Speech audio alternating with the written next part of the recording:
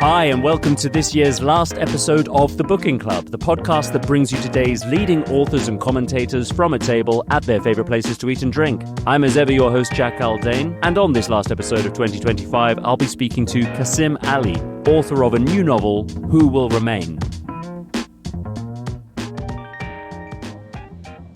I can't remember the last time I was in Turnpike Lane, because I used to live here about, 7 years ago now, going back quite some time.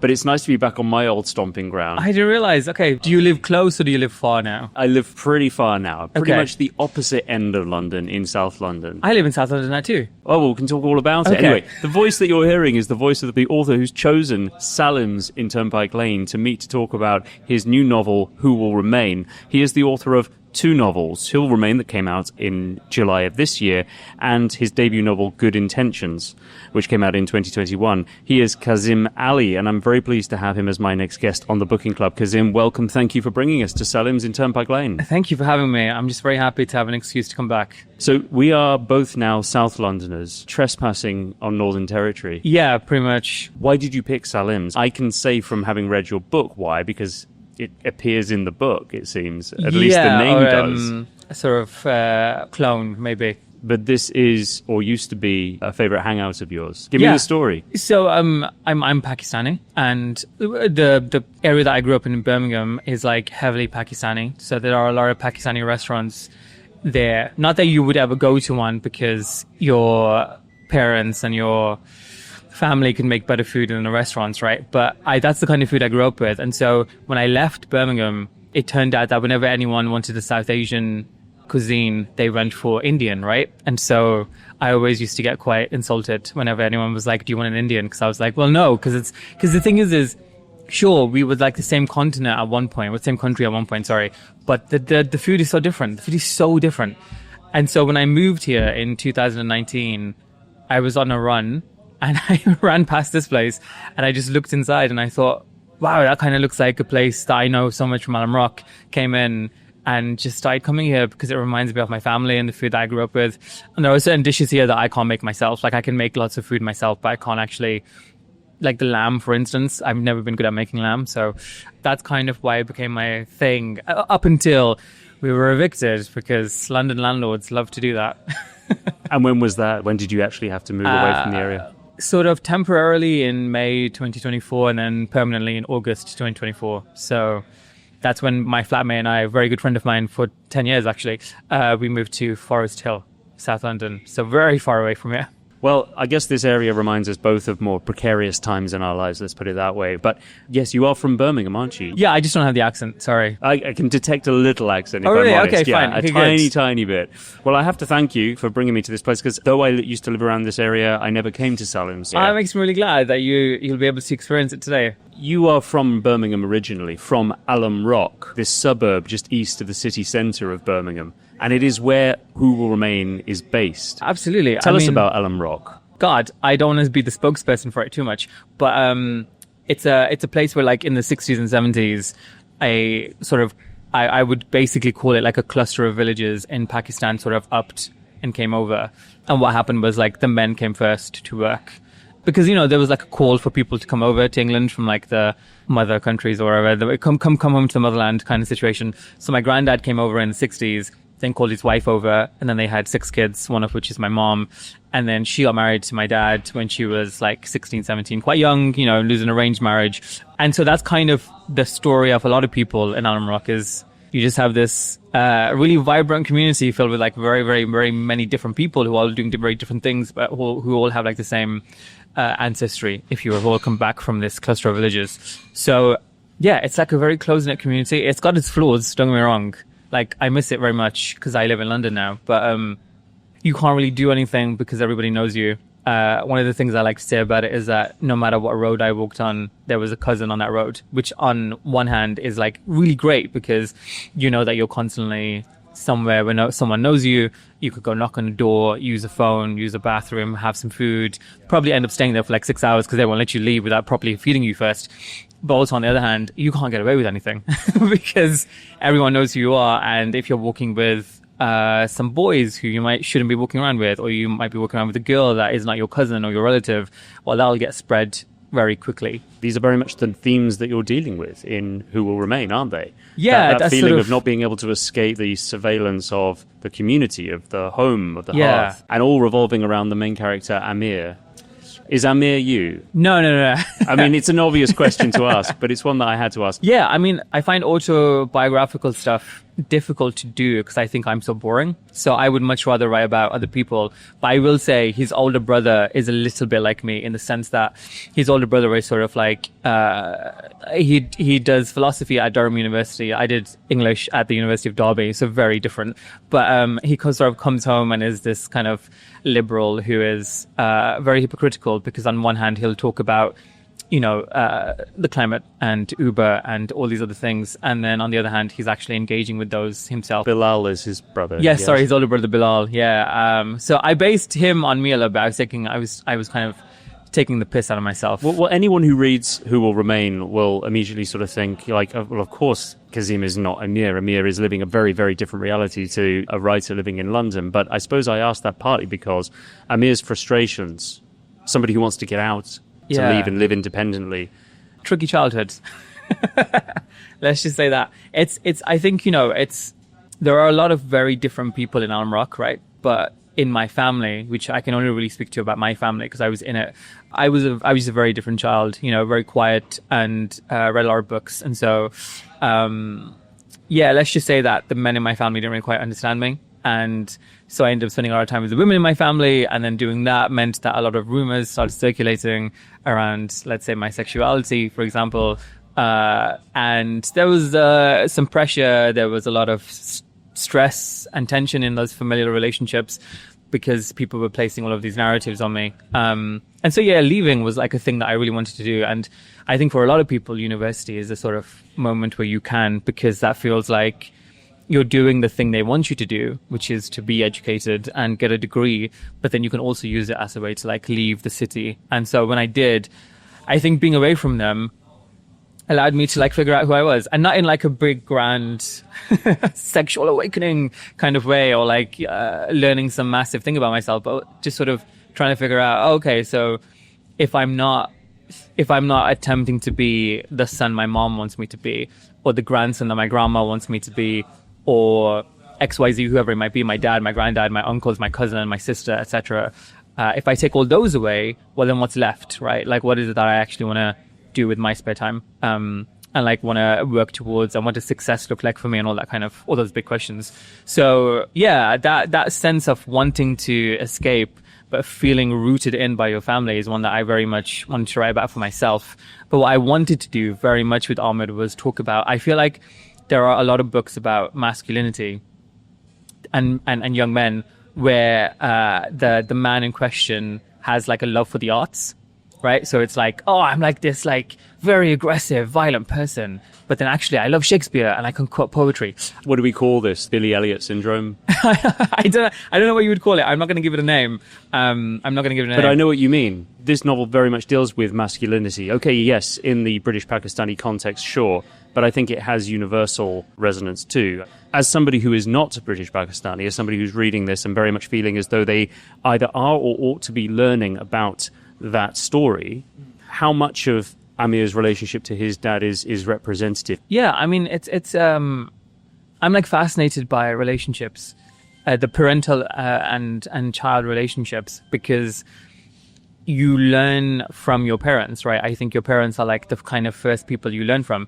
Or at least I hope that that's kind of the case for lots of people, but they pass on things to you. And so I want to write about that because I have almost basically my whole life rejected what my dad has been trying to give me. And for a long time, I've been like, yeah, that's sort of that's what I want to do. And it's completely fine to do that. But then, I'm like 31 now. And so a few years ago, I started wondering, and I think this is partly what Good Intentions was about too, was like, what have I robbed from my parents by not allowing them to teach me what they wanted to teach me, if that sort of makes sense. It does, yeah. But what is it that you have wanted or not wanted to take on from I think your father? He's obsessed with money. He's obsessed with money in a way that has legitimately ruined mine and my siblings' childhoods, because we grew up a lot poorer than I think we needed to. And what that means is, my mom had to do a lot of stuff that I don't think she needed to, because we actually had access to more money than we knew we did. His sort of greed and obsession about stature, the way that he looks, the things that he owns, I think that very much, impacted us in a bad way. All four of us, really. So like, that's something that I never want to take on. And actually, I think I've gone the complete opposite way, where I'm like too generous with my money now. I sort of don't save as much as I should, and I'm always giving it out to people, and I'm like trying to pay for people all the time. So it's always the way, though, to overcorrect, isn't it? You go completely the opposite way, and I've done that in terms of emotions too. Like, my dad is very much, I've seen him cry like 3 times in his life, and so now I'm the kind of person who like a puppy commercial comes on before the films at the cinema, and I'm like tearing up. Like, my flatmate is kind of always taking the piss out of me for it, because we'll go see a film. Like, I remember we went to go watch Everything Everywhere All at Once, which has like, I don't want to spoil it for anyone who hasn't seen it, but it has like a very specific relationship between a young woman and her mom, and like what she sees her mom not giving her and what her mom sees as her not giving her, right? And there's a moment at the end where I just started crying, because it's like a really moving moment. And I turned to my flatmate at the end of it, very good friend of 10 years. And she's unmoved. She was just like, yeah, whatever. And I was just like in tears. So at the beginning of this conversation, Kasim, you said that, no, Amir's not me, I'm not Amir. But to the extent that you've said what you've just said, I think there's a lot more of Amir in you than maybe you want to admit. Absolutely. The thing is I think you can do that. I think inevitably I always end up writing about the stuff that's propelling me through life, right? So with Amir, I think there is there's definitely similarities between me and his the relationship between him and his dad and me and my dad. Absolutely. That sort of wanting to leave, wanting to disappear, but feeling like you have to stay because of your family. That's also there for me. I think the thing that I really wanted to change was essentially, or like found interesting to talk about, is a protagonist who is a young man who is abrasive and not very easy to get behind, but has no interest in English as like a subject, doesn't really care about books, couldn't care about poetry. And the reason I wanted to do that was because as I was not doing research, but I found myself, before I started writing this, drawn to reading books about masculinity. And I read about 4 or 5, and they were majority written by young white men, but there were like 1 or 2 by black men. And I read them, and they were recent publications in the last like 10 or so years. Which were they? Gabriel Krause, Who They Was, Michael McGee, Close to Home. And then I read Derek Owusu's essay collection, Safe, which is about black British men. So not fiction, but non-fiction, but around masculinity. So I read a few of these books, and I sort of realized that a lot of them had this anchoring within culture, right? So especially within the fiction, both of those protagonists really, really like literature, right? So Who They Was, the protagonist is studying an English degree, I believe. Michael McGee's protagonist has just come back from studying an English degree. And I started wondering if maybe the only way that we can have a working class, abrasive, masculine energy published is if you give a bridge to the middle class readers, right? And by that I mean the reader, as publishing thinks that the reader exists. So you give them a bridge, and that bridge is culture. So you're almost like saying to the middle class reader that we think we're publishing towards all the time, here's like a working class young man who's angry about stuff, but don't worry, he likes poetry. So this is how you see him as human. And so I wanted to just get rid of all of that and just have him do a degree that I have known many people to do because they think it's going to get them a job at the end of it, and very much have him not interested in any kind of culture or film, but show that there are people who are interested in that, and there are those narratives out there, but it's not his.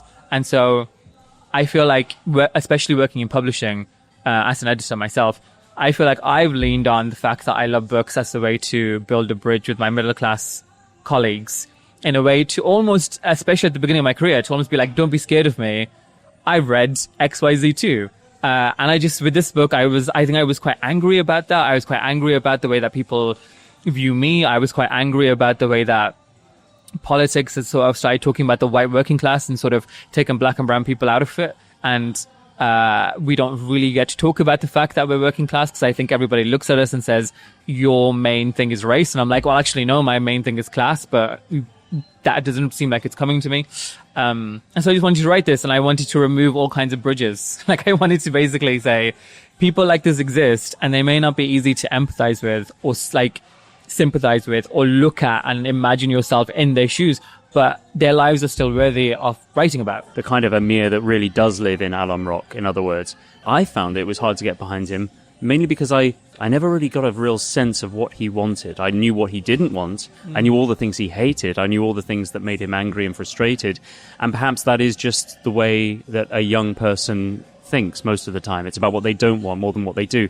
But aside from the low hum of money that he senses in Adnan's car, Adnan, the kid who's making a lot of money on the streets of Birmingham that he falls in with, I never really understood really what was motivating him beyond that. And maybe there isn't much else to it than that money is the key. Money is the way out. Well, it's I mean, there's two things for me with this book. One is that he will never acknowledge it, but he's taken on this obsession of money from his dad, right? So it propels him forward, and he keeps telling himself that I'm different to my dad, but actually they're both chasing money in exactly the same way. He just thinks that because he was born in Britain and he is doing a degree and he's educated in a way that his dad never will be, that he's better than him. And then the other thing is that I find sometimes when we're having conversations around the working class, right, and like poor people, I feel like sometimes authors get wrapped up in this, like, yeah, but like poor people, they have like dreams too, and they want to be astronauts and engineers, and they want to like cure cancer. And like some poor people do. I dreamt of being an author my entire life. My brother and some of my cousins, most of my cousins, they just wanted a big house and they wanted financial safety and they just wanted money. They didn't have these massive dreams of like running a company one day or like creating a Google or a Spotify or like nothing like that. They just had dreams of wanting to make money as quickly as they could. You're right. It's another middle class conceit, isn't it? Dreams are built on stability. Poor people, working class people, obviously have dreams. Obviously we're capable of having them. But I think it's also true that some of us don't have those, and that it's not something that's missing in us. It's like perfectly okay to live a life that doesn't have a dream in it, that you just want to make money because you've spent your entire life being poor, and your dream then becomes just wanting to make money. And Amir is chasing that dream. Of course, he is chasing it at the end of a knife. Tell me about Birmingham today. I mean, here's the thing. I grew up... I mean, I'll tell you a story. The house that my parents now live in, we moved into that house. After renting and being in council houses, we finally had enough money to buy our own house. And we moved in 2000, right?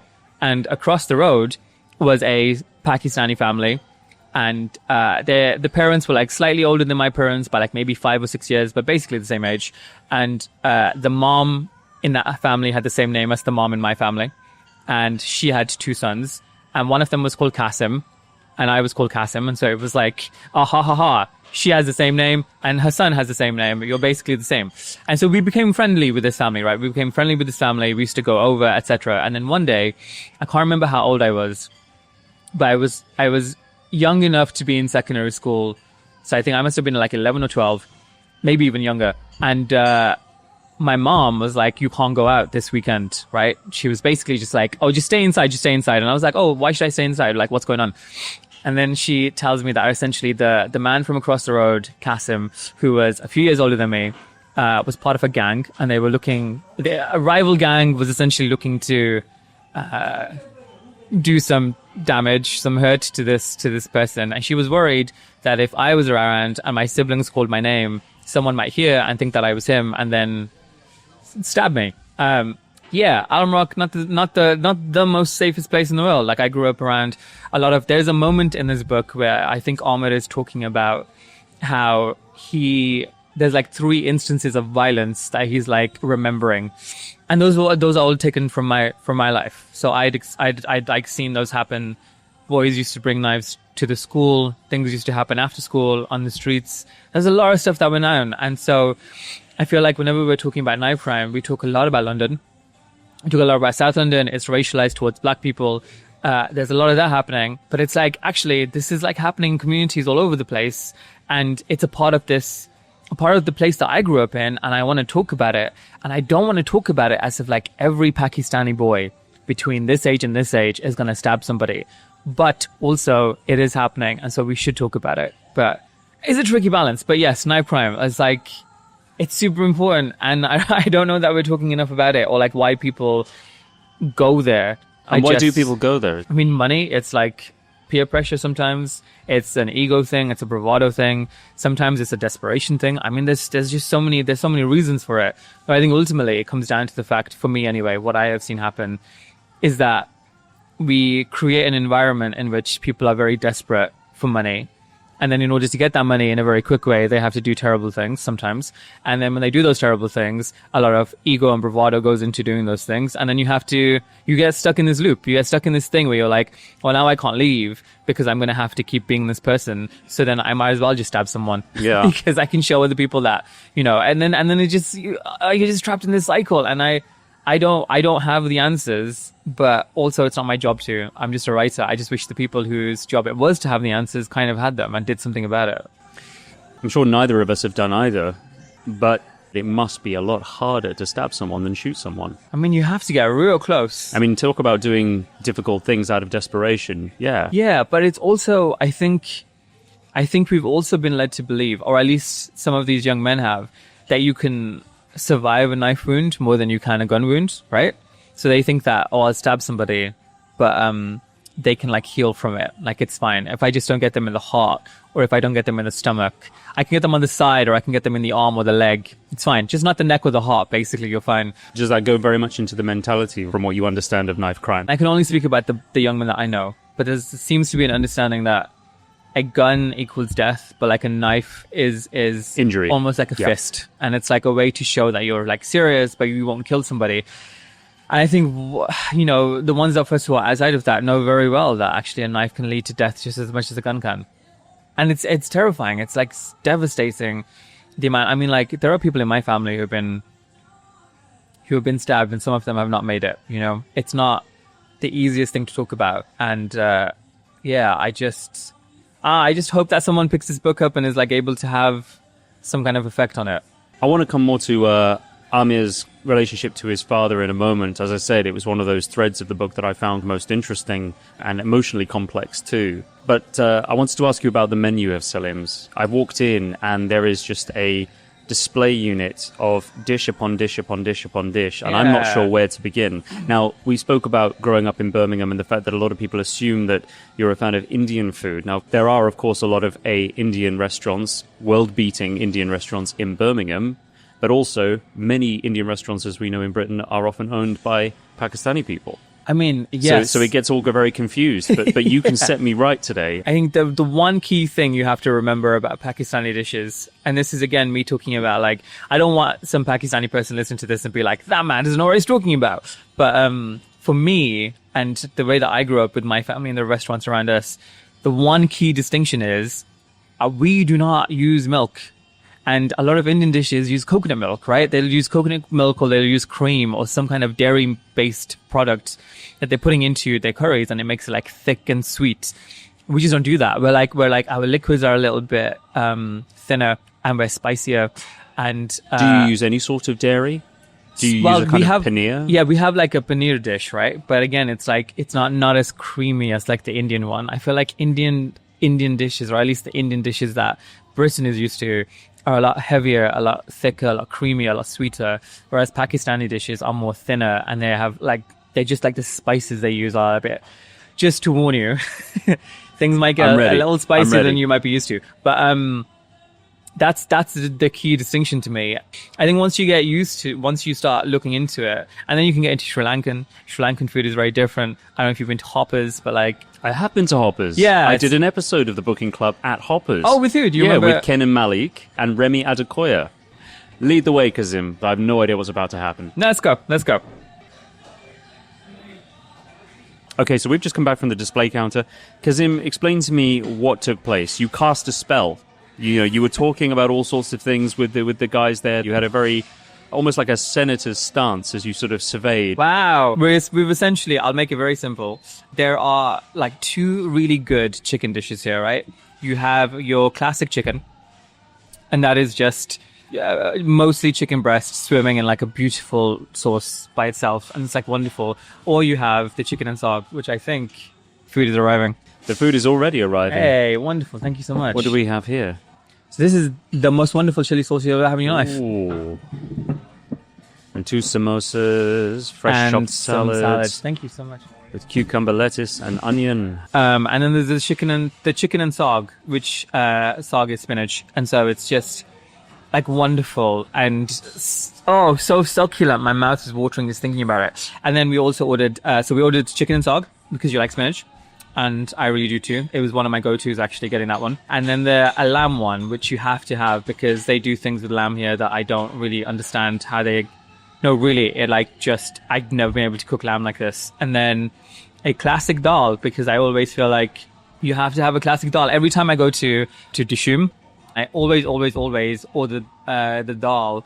Even if someone is like, oh, no, like, dal is boring, let's get something else. I'm like, no. Dal is it. The Dishoom dal is it. Get the Dishoom black dal. And inevitably, it's always the thing that ends up being finished. It's like all the other more interesting, in quote marks, dishes that the author like wants, they'll like have little, here. But the dal, you've got to have it. It's classic. Absolutely. I totally agree with you. Had it many times, love it. Order it as a staple every time I go to Dishoom. Samosas have just arrived. I say we just start picking. Fine. Okay. All right. Great.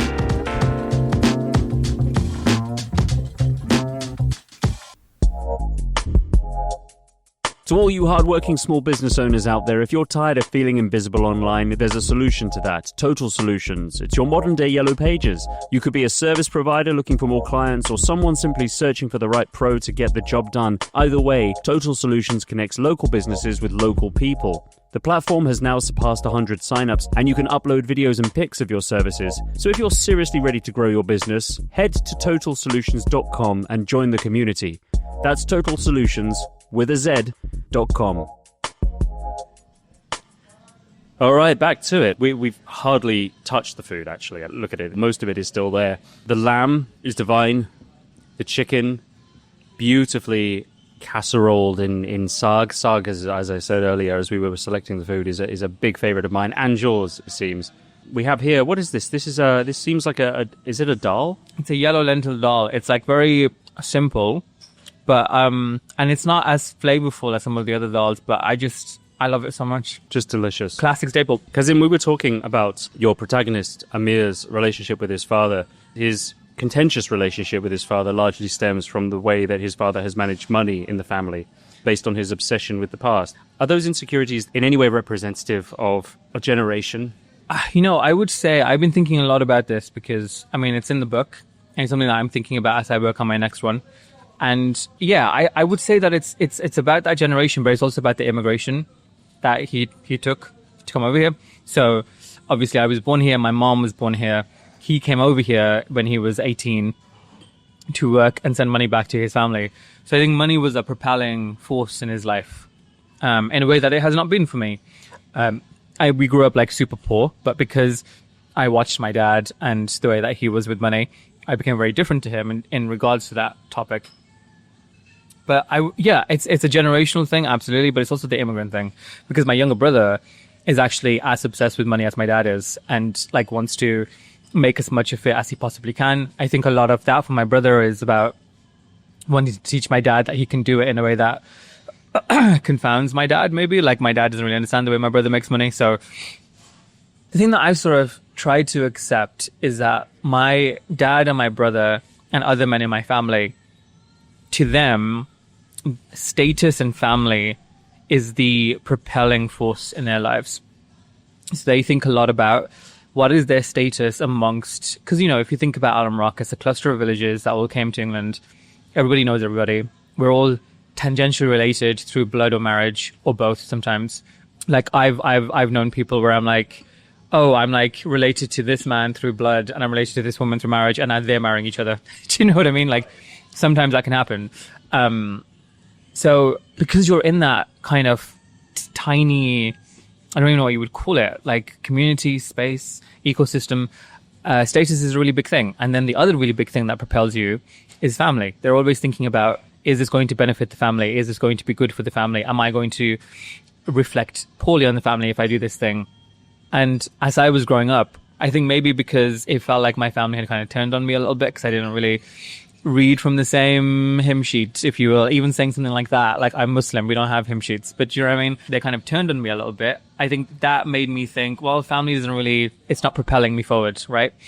And so I wrote about this in The Observer in a piece that was like really difficult to write and took me a very long time to figure out exactly what I was trying to say. But essentially what I'm trying to say is with that piece, with this book, is that family is like such an important factor to these men that it narrows their ambitions, it narrows their imagination, it narrows their empathy for other people, because all they ever see their actions through are the lens of family and status. And so, yeah, with my dad, like a lot of the frustrations I have with him are about money, about the way that he allowed us to grow up because he didn't give us access to this money, about what he has given to my brother, what he has tried to give to me, in terms of like our relationship to money. And I wish it wasn't the case, but it sadly is. We've talked a lot about masculinity, about fathers and sons, but how have attitudes towards the good life changed over, say, 3 generations of Pakistanis living in Britain? The good life meaning? Fulfillment, success, happiness. They kind of have and they kind of haven't, right? Because is my dad happy because he owns a house in England, mortgage paid off, he spent 25 years paying it off? Is he happy because he has that? No, not really, because the house is not big enough and it doesn't have a garage and a driveway, right? And it's not in an area of Birmingham that he would like to live in, or like my mom would like to live in. Is my dad happy because he was able to spend an enormous amount of money building a massive house in Pakistan to live in? No, because he can't live there anymore because his life is here. So every time he goes to Pakistan, he's obsessed about what is going on in England because everything is here. He's lived here for too long. I think I talk in the book about these Pakistani men being in like a limbo. So every time they're in England, they're thinking about Pakistan, and every time they're in Pakistan, they're thinking about England. And they exist in this sort of like nothing space in between these two places. I don't know that my dad is ever going to be happy. I don't know that he's ever going to be happy with my success working in publishing as an editor, even though like I find happiness in my success, because he just doesn't understand it. And it's not a lawyer or a teacher or a doctor, and it's not making a million quid like a year. He's never going to understand my brother, who has a much more, let's call it entrepreneurial sense of making money, like little quick get rich schemes that do not work out. He's never going to be happy about that. My mom is never really going to be happy. I don't think my brother is ever going to be happy because he's never going to be able to reach the heights that he wants to reach. And so I feel like even though on paper I am not the son that my family wanted me to be, I'm so much more happier for it because they are attempting to succeed, but they move the goalpost constantly, whereas I'm a bit more pulled back. And I think, yeah, there's such a distinction between us. So no, I don't think my dad's ever going to be happy. But clearly there has been change between his idea of what enough is, what success is, and your idea. I wonder to what extent you could sort of say that younger generations are distinctly more comfortable in their own skins. I really would hope so. But from what I've seen in Alum Rock with my cousins is that and maybe it's because of the insular nature of it, right? People don't often leave Alum Rock the way that I did. A handful of us do, and some of us come back, but like mostly people just like stay living in their parents' house until they get married, and then they buy a house down the road and they have a job in Birmingham or in Alum Rock even. They never really go outside. I think because of that insular nature of the community itself, children just take on their parents' personalities and they take on their hopes and their dreams and their ambitions. And so what you find is, even though we'll get slightly more progressive with each generation, we'll be slightly more open to certain things, maybe the sins that we're committing are a bit more radical, but like the core tenets of what makes people up, their ideologies, their beliefs, even their politics, is all mirroring. Like you can go through the generations back, which fascinates me, but also makes me kind of sad, because then I think, well, what are these people collectively? What are we missing out on, right? And what I think we're missing out on is like an understanding of what the outside world is like, and what happens outside of Alum Rock, what happens outside of Birmingham. Like my mom has lived there her entire life and never left, and she's in her 50s now, and I think that kind of makes me quite sad. And I'm not saying everybody should move to London, but like I do think people should move out for a little bit and go experience what living in a different city might look like. I mean, I went to university in Derby, and that opened my eyes to the movement and the rhythm of a different city, a different people, and also allowed me to grow up and learn how to be by myself and who am I, and without the panopticon of my family around me. So yeah, I don't want to seem negative. I think there is movement, but it's like, in my eyes, not enough. Well, what about the relationship between the sexes? How has the relationship between the sexes changed in the British Pakistani community? I would say that it's probably, there are two things happening. One is that you probably have a lot of young men like myself who have kind of abandoned the way that their parents think and treat women as their equals. Now, obviously, our society is inherently misogynistic. So can you really treat women as completely equal if you exist within the society? I don't know. But I don't have, or I hope I don't have, misogynistic traits, right? I work with women. So now I sound like I'm defending myself, but you know what I mean? There are women in my life who I don't see as just like mothers and daughters and cooks or whatever. There are women in my life who I see as like smart, intelligent people who have jobs and careers, who are interesting, who I like to spend time with. There are some men like that. But then there are some men like, honestly, quite a lot of my cousins in my family who view women as less than. And now here's the really interesting thing, is that I felt in my family, in my community, that about 10 years ago, we were shifting towards everybody kind of thinking the way that I did, the way that people like me do. And then recently, there's been like almost like a backlash with the younger generation, where now you're finding that like a lot of young men in my family are kind of coming from this space of like women have too much. We've given them too much. And we should give them less. And that's why I'm not married, because a woman has too much of a career now. She has too much power now. And I'm actually like finding from young women that the young men they're speaking to don't have as many aspirations as they have. They don't have a successful career as they have.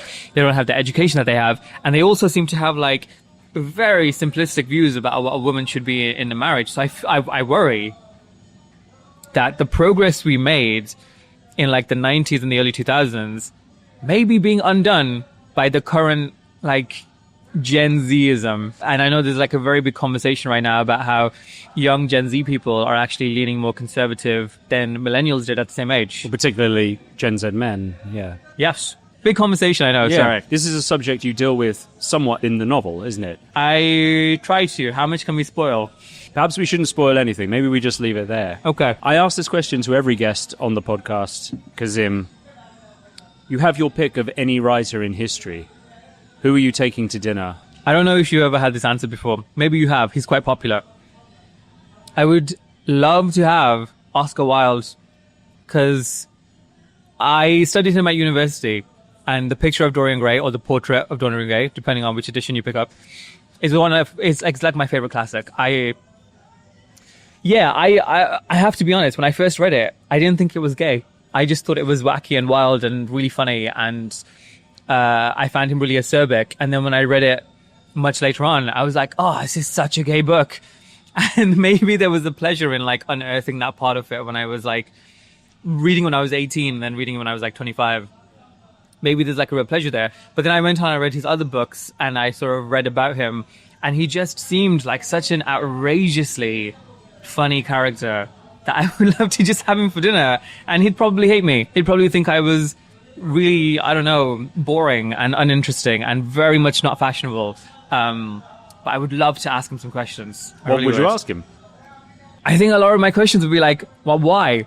Why were you like this? Why, like, where did this come from? Where did this, like, chaotic energy, this, like, brashness, this, like, braggadociousness come from? Like, yeah, he just, the things that he wrote and the things that he said, I mean, yeah, I don't know. I feel like there's such bravery in him. And he probably wouldn't even like me saying that, because he's just so funny. And would just say, oh, we're just having a bit of a laugh. But actually, like, politically, the things that he did for gay men, really, like, yeah, I just have a lot of respect for him. And he's also like a fucking brilliant writer. So there's that too. Well, he's certainly that. And what was the best book you read of 2025? So I'm going to be a bit cheeky here, and I'm going to talk about a book that isn't even out yet. Douglas Stewart's third novel, which is John of John, which I believe comes out next June, I want to say. Or at least it did when I got the proof. But this is... So I've been a fan of Douglas's ever since Sugar Bane came out, and obviously sold a gajillion copies and won the Booker. And like, so I'm not very, cool for having liked him. But I really did like that first book. I read his second book, and it's been a little while since he's been writing anything. And this third one comes out, next year, as I said. And it's just his best. It's his best. It's so different from the first two. And it's about this young man called Cal, who like basically returns home to this very tiny community, much like Alum Rock, actually, where everybody knows everybody. And Cal is gay, and he comes home, And, he's kind of wondering why his life is going to be like when he returns from the mainland, because on the mainland he was like able to explore his identity and the freedom to do whatever he wanted. And now he has to come live with his dad. His mom has left his dad, and not just left his dad, but also left his dad to go live and marry and be with his dad's brother. So there's like that kind of very complicated relationship. Not to mention that his mom's mom is living with his dad. So it's this very thorny, complicated family setup. He comes back into it. And it's such a beautiful book about like men and men who don't talk, but like want to talk, and what they're thinking and what they're not saying and what they should be saying, and like about like love between a dad and a son, but also love between men generally and romantic love between men. And it's just phenomenal. And he does it all in like 300 pages. I just, if that doesn't win the book next year, I don't know what should. I look forward to that coming out. It'll be on my reading list for sure. You should have him on the podcast. I should. You might even be able to help me there, Kazim. Wink, wink. Listen, Kazim, the lamb dish, I have to say, was the most succulent, scrumptious thing I've had in a long time. It's hard to get lamb like that, and I don't know how they do it. And I'm not going to ask them, because I want to just keep coming back here. Kazim Ali, thank you very much for joining me on the Booking Club. Thank you for having me.